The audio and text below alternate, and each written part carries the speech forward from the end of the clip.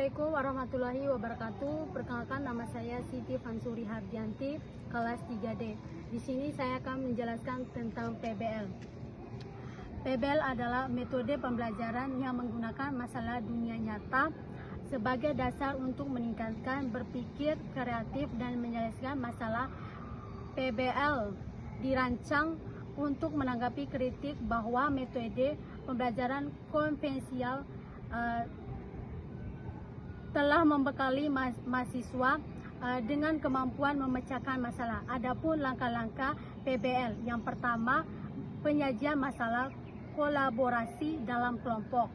Yang kedua, penyelidikan dan analisis. Yang ketiga, bimbingan guru. Yang terakhir, refleksi dan evaluasi. Yang kedua itu saya akan menjelaskan tentang PJBL. PJBL adalah metode pembelajaran menggunakan proyek atau kegiatan sebagai media. Dalam PJBL, peserta didik berperan sebagai pusat pembelajaran dan diberi kesabaran untuk menentukan analisis belajarnya sendiri. Adapun langkah-langkah PJBL, yang pertama, menentukan pertanyaan dasar. Yang kedua, membuat desain proyek. Yang ketiga, menyusun penjadwalan. Yang keempat, memonitor kemajuan proyek. Yang kelima, penilaian hasil. Yang terakhir, evaluasi pengalaman. Yang ketiga, di sini saya akan menjelaskan tentang inquiry. Inquiry adalah metode pembelajaran yang berpusat pada siswa melalui prosedur yang jelas. Dalam metode inquiry, siswa didorong untuk terlibat aktif dalam pembelajaran dengan cara mengajukan pertanyaan-pertanyaan, mencari jawaban sendiri, mencari prinsip-prinsip untuk diri mereka sendiri, membandingkan apa yang ditemukan dengan yang ditentukan orang lain. Adapun langkah-langkah inquiry, yang pertama, orientasi masalah.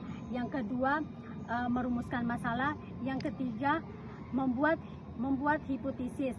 Yang ketiga itu eksplorasi, mengumpulkan informasi data.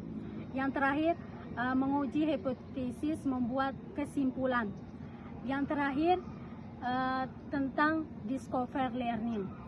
Discover learning adalah model pembelajaran yang berfokus pada proses pembelajaran dan pengalaman langsung peserta didik. Modul ini bertujuan membantu peserta didik menemukan ilmu pengetahuan peserta didik secara mandiri.